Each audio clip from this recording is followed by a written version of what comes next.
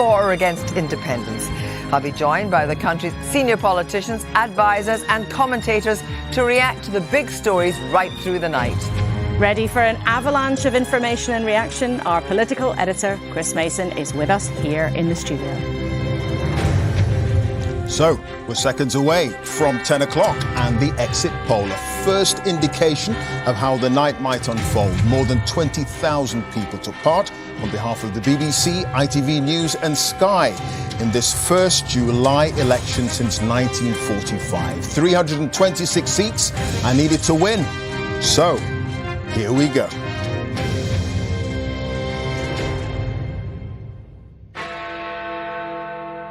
And as Big Ben strikes 10, the exit poll is predicting a Labour landslide. Sir Keir Starmer will become Prime Minister with a majority of around 170 seats. The exit poll predicts that Labour will have captured 410 seats, adding 209.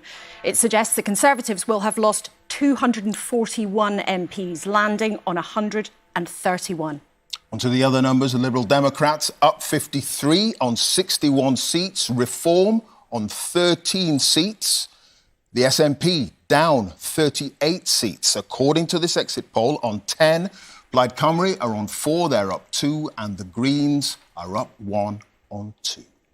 All the pointers tonight are that Sir Keir Starmer is taking Labour back to power. Only the fifth Labour leader to win a general election. These are the first indications of what may unfold, but a moment of history beckons. Chris.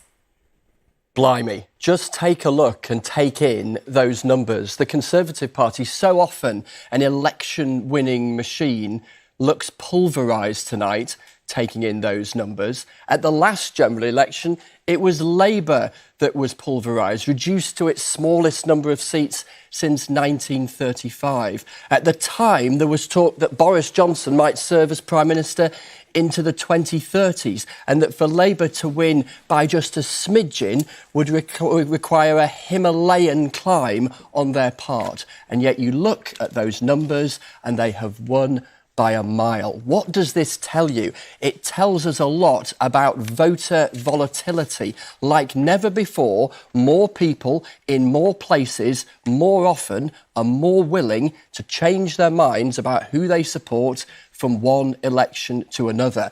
That's why it looks like we went from a landslide last time for the Conservatives to a landslide for Labour this time. It is going to be quite the night. And Chris, we should remind viewers there's a high degree of scepticism we should apply to this exit poll. They have a very good track record, but it's only over the next few hours that the results will come in and will tell us the real verdict of the British people. But it does seem, as it has done all the way throughout this campaign, that Sir Keir Starmer has done something extraordinary, pulling back Labour from where it was in 2019. Astonishing when you look at the Labour numbers, given where they were, given the extent to which they had been so comprehensively beaten last time. There was lots of folk in lots of political parties anticipating that that would mean they'd be out of power for at least a decade. And yet you look at these numbers, and of course we should insert the caveat, shouldn't we? But given the margin